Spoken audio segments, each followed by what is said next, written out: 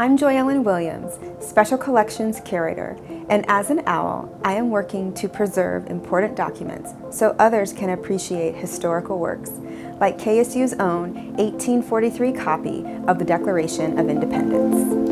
Most people are familiar with the original Declaration of Independence written in 1776, but what a lot of people don't realize is that the document was actually showing signs of wear in the early 19th century. So the Secretary of State at the time, John Quincy Adams, commissioned William J. Stone to make an engraving of the Declaration so they could make copies. 20 years later, Peter Force made more copies from that engraving, and only about 300 of those copies survive, and the Bentley Rare Book Museum has one of those copies. Thankfully, the paper is still intact, but it is weak and brittle. Also, it's pretty much stuck in a frame right now because it is so fragile.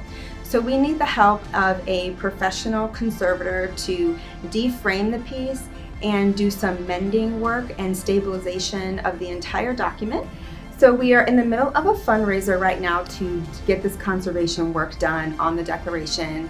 KSU is a steward of a critical piece of American history, and so we don't want to do conservation work and then store it on the shelves. We want to activate it so that our KSU community and the public can enjoy this piece, can learn from it, and be inspired by it.